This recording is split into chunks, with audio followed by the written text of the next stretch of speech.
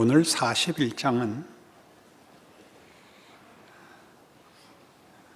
4절에 있는 말씀같이 이 일을 누가 행하였느냐, 누가 이루었느냐, 누가 처음부터 만대를 불러내었느냐, 나 여호와라, 처음에도 나요, 나중 있을 자에게도 내가 곧 그니라 하는 선언을 중심하고 있습니다. 하나님의 시작과 끝이 되시는 의지와 목적이 있고, 그리고 이루시고야마는 하나님 되시는 권위와 성실함을 선포하고 있습니다. 어떤 배경이었죠? 이사야 1장에서 39장까지 보는 이스라엘 당시의 역사, 북왕조 이스라엘은 결국 아수르 앞에 멸망당하고, 남왕조 유다는 간신히 아수르의 침공을 물리쳤지만 크게 약화된 상태로 전전긍긍하다가 히스기야 왕 때 잠시 희망을 보이지만 결국 실패하고 마침내 바벨론에게 멸망당하고 맙니다. 그래서 이 40장 이후의 역사적 배경은 그 앞에 전제됐던 이스라엘이 멸망할 수밖에 없었던 역사와, 그리고 이 40장 이후는 지금 역사적 상황이 포로 중입니다. 바벨론 포로로 와 있는 중에 하나님의 약속이, 또 그 위로가 66장까지 울려 퍼지고 그 진정성을 우리에게 알리십니다.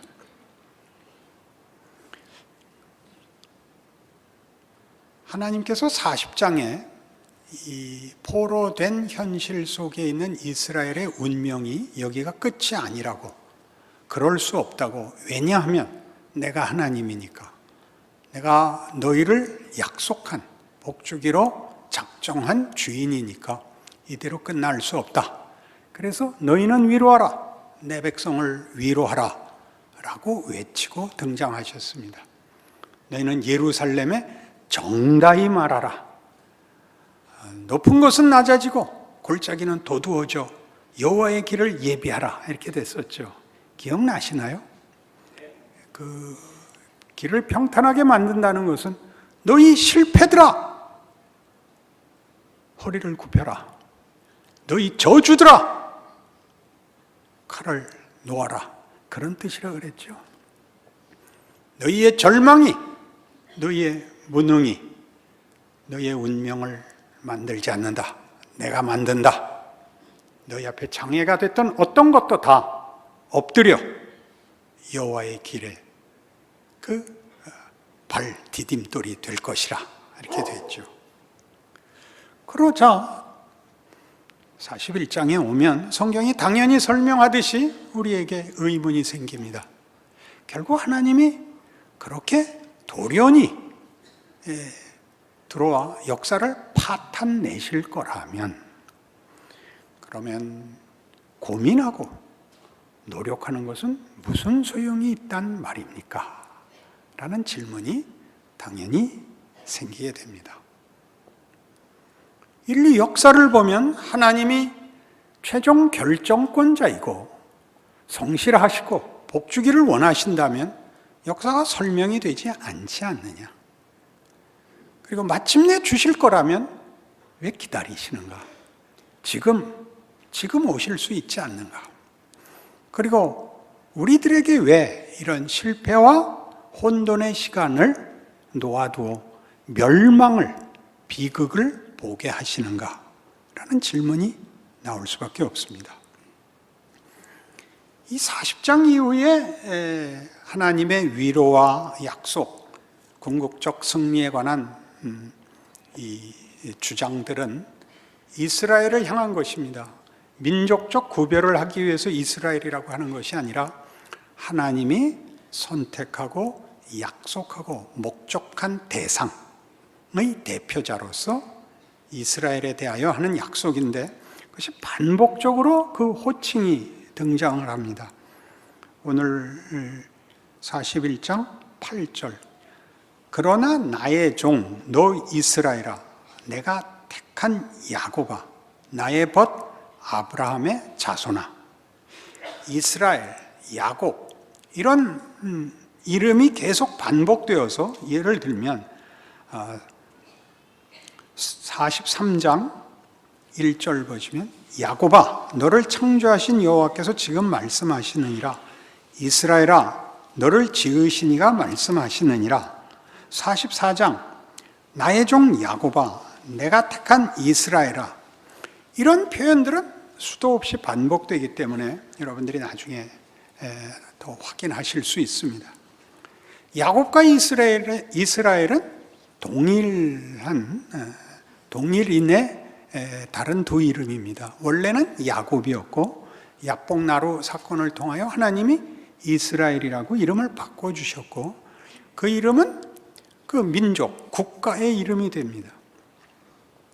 이스라엘이라는 이름으로 불리는 것과 야곱으로 불리는 것은 매우 달라서, 야곱으로 불리는 때에 그 호칭이 가지는 역사적 의미, 야곱이라는 사람의 생애에서의 그 형편과 표현하고 싶은 내용과 이스라엘로 불릴 때 표현되는 내용은 사뭇 다릅니다.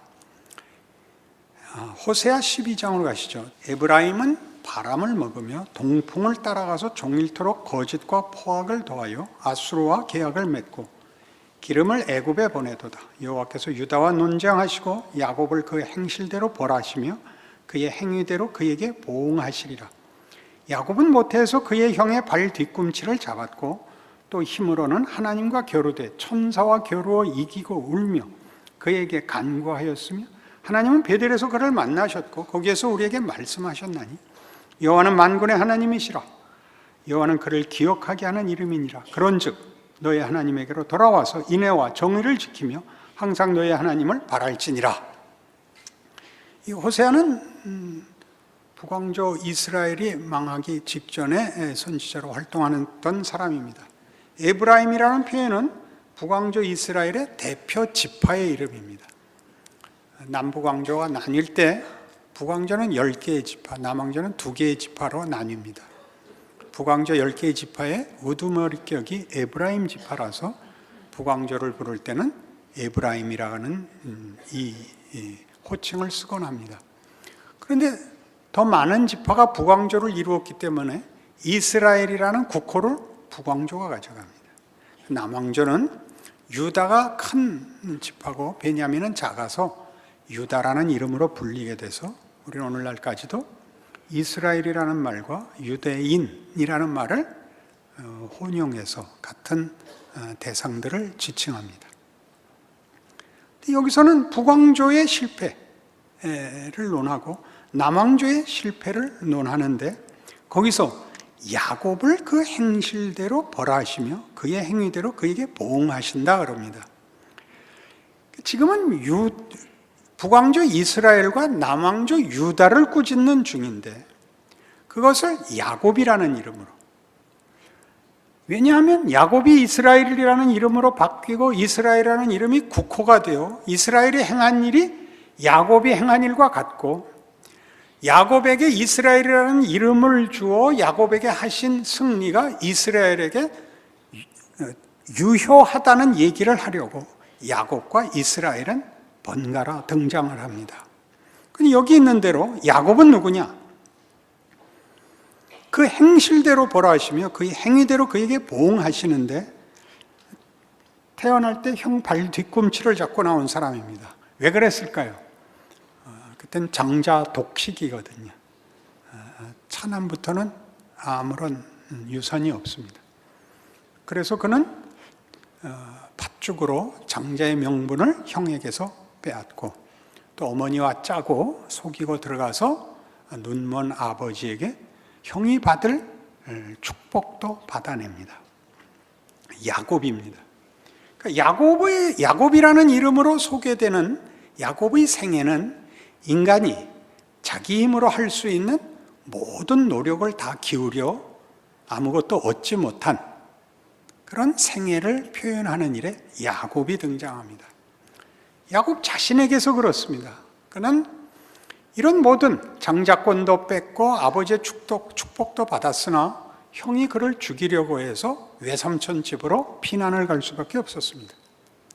외삼촌 집에서 거의 종살이 비슷한 인생을 사는데 꽤 약삭빠르게 굴어서, 약삭빠르게라는 말은 없는데 약삭빠르게 굴어서 거부가 됩니다. 그래서 그 외사촌들이 시기를 해서 위기를 느껴 그 외삼촌 집에서 나올 수밖에 없게 되는데 갈 데가 없습니다. 그래서 고향으로 돌아오는데 형이 기다리고 있답니다. 척후병을 보냈더니 형이 400인을 데리고 중무장을 하고 기다리고 있답니다. 야복나루에서 야곱은 마지막 공포와 갈등과 그 선택할 수 없는 절망 속에 나를 밤을 지새웁니다. 하나님이 찾아오시죠. 야곱과 씨름하시고 야곱이 지질 않습니다. 하나님이 그의 환도뼈를 치고 야곱이 가는 하나님을 붙잡고 무릎을 꿇죠. 축복하시지 않으면 보낼 수 없습니다. 내 이름이 뭐냐? 야곱입니다. 다시는 야곱이라고 하지 마라. 너는 이스라엘이다. 하나님과 싸워 이긴 사람입니다. 뭘 이겼을까요? 하나님은 야곱을 당할 수 없답니다. 진답니다. 그게 무슨 말이라 그랬죠? 부모는 자식을 이기지 못합니다. 사랑하는 사람은 상대를 이기지 않습니다. 이게 이스라엘입니다. 그것이 하나님이 그가 지은 인류에 대해서 가지시는 부모의 마음입니다. 우리는 그의 백성이며 그의 복받는 시민일 뿐만 아니라 성경은 언제나 우리는 그의 자식이라고 얘기합니다. 우리는 하나님의 자녀입니다. 독특한 지위입니다. 우리는 하나님을 훨씬 다른 조건, 다른 기준보다 이런 혈육의 관계에서 이해해야 됩니다. 그렇지 않으면 말이 맞질 않습니다. 그런데 이 순서가 지금 얘기한 야곱의 기본적인 자기 이해, 무지했을 때, 하나님 없이 살 때의 잘못한 인생과 하나님이 찾아와 그를 복준 야복나루 사건은 출생과 베델 사건과 야복나루라 이렇게 순서가 베델이 가운데 끼어 있습니다. 베델 사건은 아시는 대로 이 형을 피하여 피난길에서 노숙하던 어느 자리에서 하나님이 그를 찾아와 내가 네게 복을 주어 네가 어디로 가든지 너와 함께하고 네게 약속한 것을 다 이루기까지 너를 떠나지 아니하리라 라는 축복을, 자기 할아버지가 가졌던 하나님의 약속들, 복된 약속들을 확인받은 사건입니다. 그건 그 사이에 있습니다.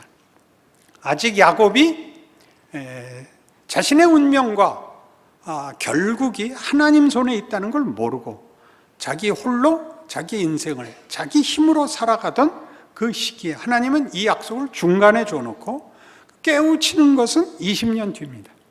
그 20년은 뭐냐 이거죠.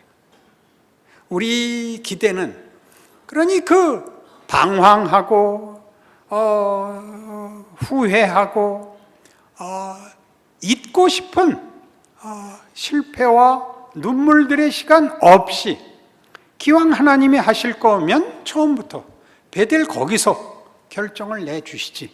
아니 태어날 때부터 제대로 그냥 맏아들로 태어나고, 아니 그러지도 말고 그냥 외아들로 태어나고 홀딱 다 먹고 그리고 착한 일 많이 하다가 잘 죽었다 이렇게 하시지 않는가. 중요한 이유가 있습니다. 이 시간상의 역순, 야곱에게서 보는 야곱의 결국은 야곱이 깨우치지 못하는 그가 자기 결정과 자기 선택과 자기의 이해 가운데서 움직이는 속에 주어짐으로써 마지막에 얻어진 결론이 본인의 이해와 성숙과 득도의 자리가 아니라 하나님이 끌고 온 자리다라는 걸 보이기 위하여 순서가 이 하나님의 약속이 먼저 들어옵니다. 그것이 역사죠. 하나님이 시작이고 끝인데 이 끝은 시작에서부터 끝입니다. 하나님이 가지신 목적과 의지를 꺾을 수 있는 것이 아무것도 없고 하나님은 타협하지 않을 것입니다. 그 과정, 우리가 인류 역사에서 보는 이해가 안 되는 이 역사를 우리에게 허락합니다. 모든 사람이 이제는 이해하게 된 것 같이 역사는 의식이 없습니다. 그 말은 역사는 인격이 아닙니다. 역사는 자기가 써내려가는 것이 아니라 일어난 일들의 나열에 불과합니다. 거기에 어떤 의미가 있느냐는 그 사건을 보는 인격이 이해해야 할 문제이지 역사가 그걸 해설하지 않습니다. 그런 역사, 말이 안 되는 역사를 인류가 여기까지 써내려왔는데 도대체 어디로 갈 것이냐? 어떻게 거기에 정당한 내용을 누가 담아낼 수 있는가 하는 것은 반복적으로 도전되는 것이며 반복적으로 실패하는 것이기도 합니다. 이 문제에 대한 성경의 설명을 이해하지 못하면 역사와 인생과 운명과 가치에 대하여 아무도 답을 알 수가 없습니다. 예수 그리스도의 십자가는 바로 이 시간에 관한 하나님의 일하시는 순서와 거기에 담으시는 하나님의 신비를 이렇게 소개합니다. 우리 잘 아는 예수 그리스도의 구속 사건을 로마서 5장 8절에 의하면 우리가 아직 죄인 되었을 때 그리스도께서 우리를 위하여 죽으심으로 하나님께서 우리에 대한 사랑을 확증하셨다. 이렇게 선언됩니다. 대단히 놀라운 선언이고 대단히 간단하고 무서운 증언입니다. 우리가 몰랐을 때 하나님은 우리에게 구원을 이루십니다. 시간적으로 얘기하면 우리가 태어나기 전 2000년 전에 예수 안에서 하나님은 구원을 이루십니다. 우리를 구원하기 위하여 십자가에 죽으신 사건입니다. 2000년 전에 일어났고 종료되었습니다. 우리는 그 후에 태어납니다.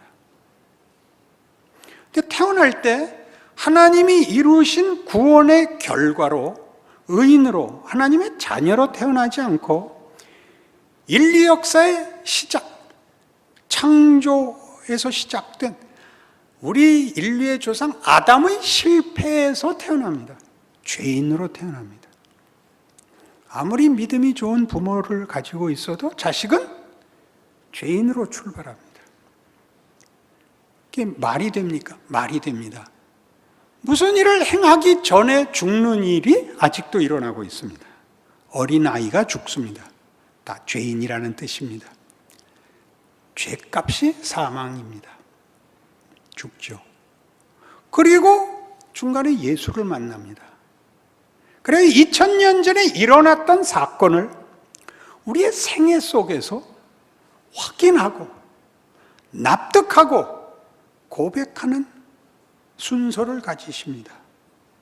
불만이십니까? 여기를 전부 혼동하는 것입니다. 기독교 신앙의 그 과정을 보면 기이하게 예수를 믿게 되고 예수를 믿고 난 다음에도 완벽하게 변화하지 않습니다. 믿긴 했지만 그 전과 별로 달라진 게 없습니다. 나아진 게 있다면 죄책감 정도가 나아집니다. 주일날 등산을 가면 구를 것 같고 낚시하러 가면 상어에게 잡아먹힐 것 같은 것만 달라졌지 아무것도 변한 건 없습니다.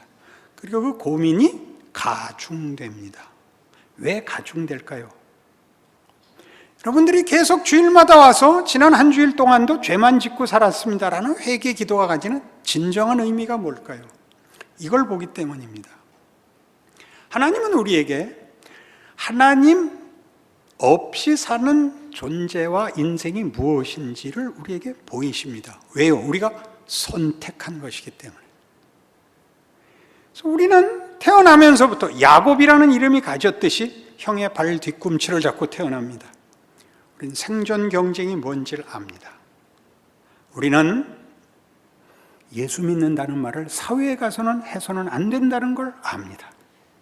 우리는 자식에게 누구나 너 그따위로 어떻게 세상을 살아가려고 그래? 라는 꾸중을 합니다. 아무리 믿음이 좋아도. 그런 건 다 믿음이 없는 탓일까요? 그럴 겁니다. 믿음이 없는 건 죄일까요? 아니요. 믿음이 좋아지는 필수적인 과정입니다. 예수 믿는 확인은 뜻밖의 긍정적인 것, 적극적인 것으로 확인되지 않고 소극적이고 부정적인 것으로 확인됩니다. 어떻게요? 세상이 약속하는, 세상이 가치 있다고 얘기하는 것들이 전부 거짓말이라는 것을 세상 속에서 배웁니다. 이기면 행복해지는 줄 알지만 이기면 두려움만 남습니다. 물리친 적이 곱게 물러나는 예가 세상에는 없습니다.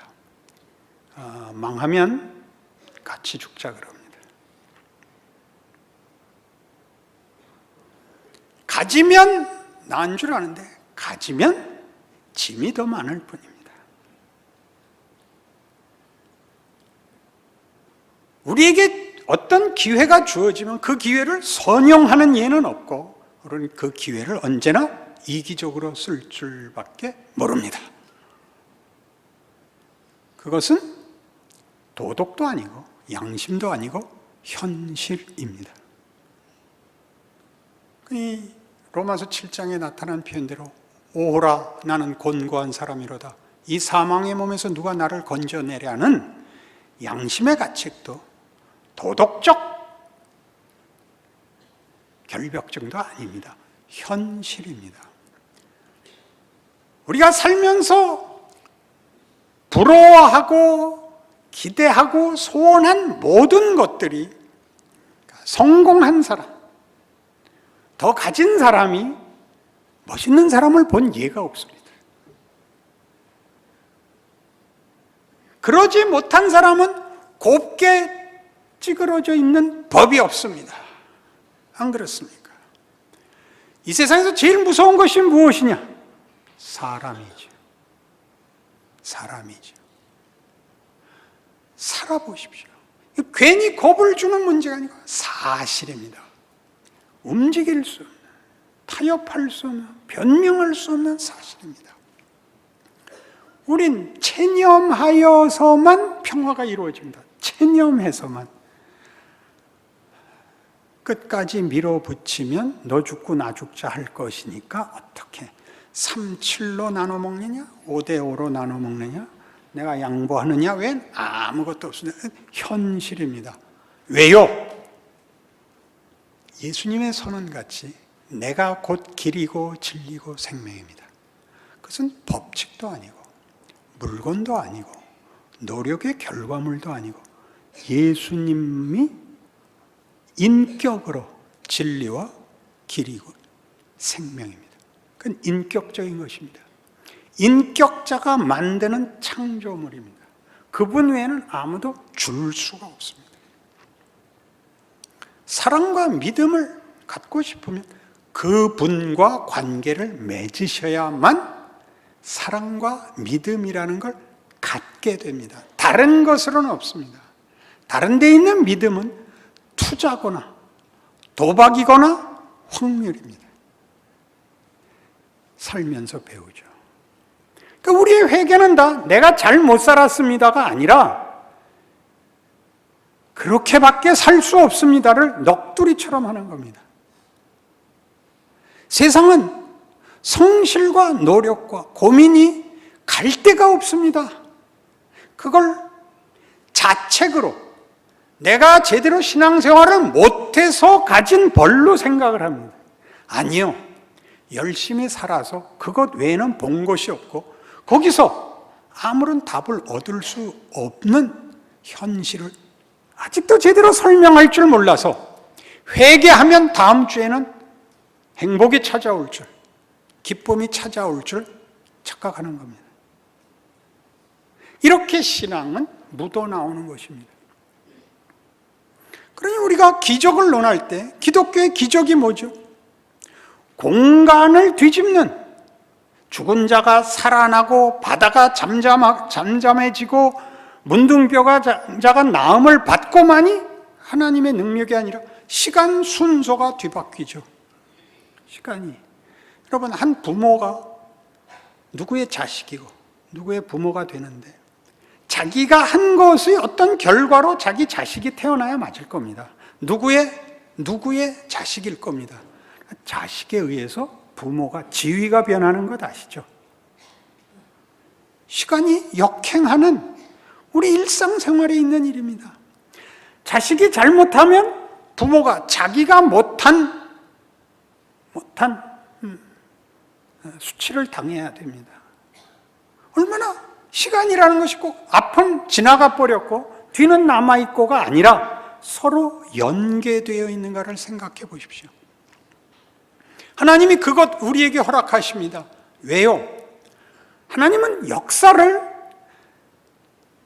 어떤 조건을 주고 잘해보기를 바랬다가 잘 안 되면 들어와서 그렇게 하면 안 된다라고 심판하고 확 뒤집어 놓는 그런 하나님이 아니라 우리가 기억하는 큰 사건들 사이를 채워 기다리는 분입니다. 출애굽기 3장으로 갑니다. 모세가 그의 장인 미디안 제사장 이드로의 양떼를 치더니 그 떼를 광야 서쪽으로 인도하여 하나님의 산 호렙에 이르매 여호와의 사자가 떨기나무 가운데로부터 나오는 불꽃 안에서 그에게 나타나시니라. 그가 보니 떨기나무에 불이 붙었으나 그 떨기나무가 사라지지 아니하는지라. 이에 모세가 이르되 내가 돌이켜 가서 이 큰 광경을 보리라. 떨기나무가 어째 타지 아니하는고 하니 그때 여호와께서 그가 보려고 돌이켜 오는 것을 보신지라. 하나님이 떨기나무 가운데서 그를 불러 이르시되 모세야 모세야 하시매 그가 이르되 내가 여기 있나이다. 하나님이 이르시되 이리로 가까이 오지 말라. 네가 선 곳은 거룩한 땅이니 네 발에서 신을 벗으라. 또 이르시되 나는 네 조상의 하나님이니 아브라함의 하나님, 이삭의 하나님, 야곱의 하나님이니라. 모세가 하나님 배웁기를 두려워하여 얼굴을 가리매 여호와께서 이르시되 내가 애굽에 있는 내 백성의 고통을 분명히 보고 그들이 그들의 감독자로 말미암아 부르짖음을 듣고 그 근심을 알고 내가 내려가서 그들을 애굽인의 손에서 건져내고 그들을 그 땅에서 인도하여 아름답고 광대한 땅, 젖과 꿀이 흐르는 땅, 곧 가나안 족속, 헷 족속, 아모리 족속, 브리스 족속, 히위 족속, 여부스 족속의 지방에 데려가려 하노라. 이제 가라. 이스라엘 자손의 부르짖음이 내게 달하고 애굽 사람이 그들을 괴롭히는 학대도 내가 보았으니 이제 내가 너를 바로에게 보내어 너에게 내 백성 이스라엘 자손을 애굽에서 인도하여 내게 하리라. 모세가 하나님께 이르되 내가 누구에게 바로에게 가며 이스라엘 자손을 애굽에서 인도하여 내리까? 하나님이 이르시되 내가 반드시 너와 함께 있으리라. 네가 그 백성을 애굽에서 인도하여 낸 후에 너희가 이 산에서 하나님을 섬기리니 이것이 내가 너를 보낸 증거니라. 모세가 자기 백성을 구하러 갈 때는 그 예전 아브라함에게 하신 약속에서 여러 해를 지납니다. 400년 이상의 세월이 지납니다. 요셉 때에 이스라엘 백성은 기근을 피해서 요셉이 총리로 있던 애굽에 가서 이주민으로 살게 됩니다. 거기서 이스라엘 백성이 크죠. 그래서 출애굽할 때쯤은 아마 한 300만의 인구를 가졌을 것으로 봅니다. 400년 동안을 애굽에 종살이를 합니다. 그동안 하나님 뭘 하셨을까요?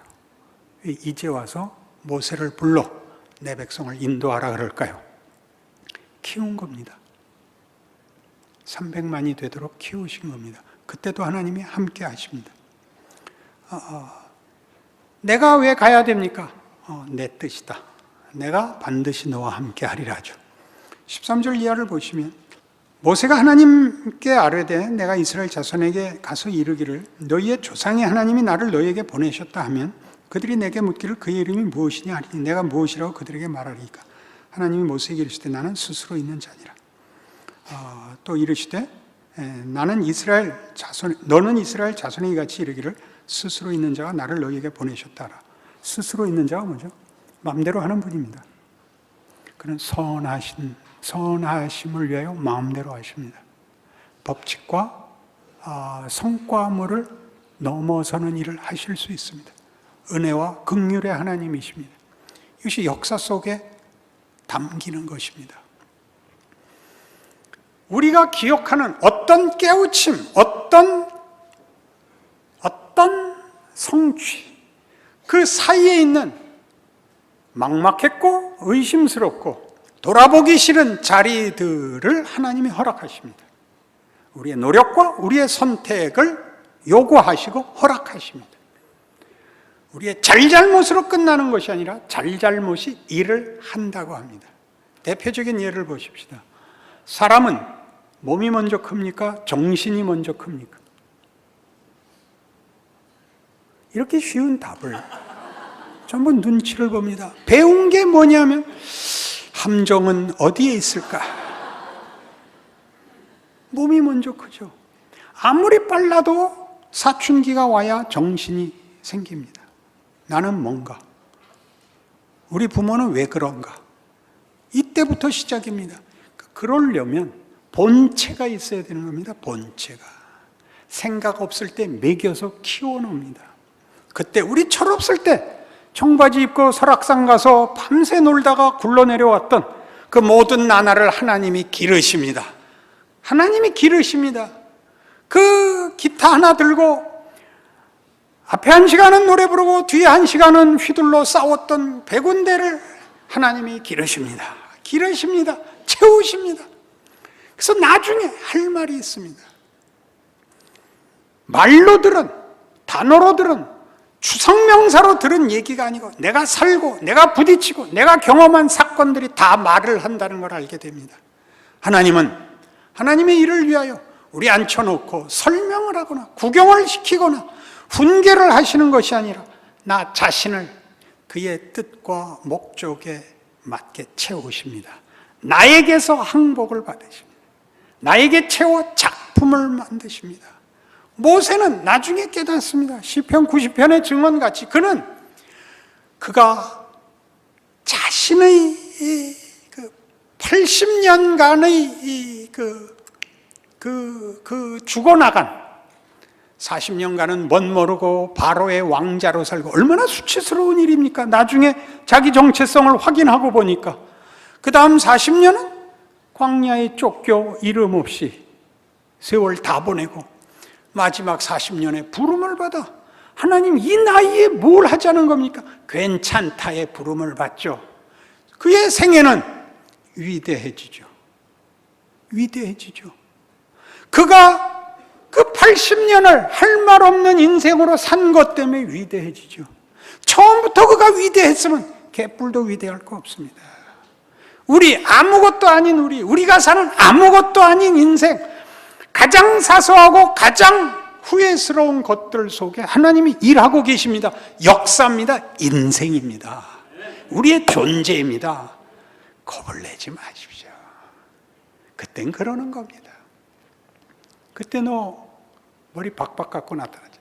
야, 그때는 성질이 좀 났어. 그게 자랑이죠. 그때 난 공부해서 그건 쪼답니다. 놀 때 못 논 사람하고는 대화가 되지 않습니다. 미친 짓을 안 해본 사람하고는 정서적 감흥을 할 수가 없습니다. 책을 읽어대면 안 됩니다.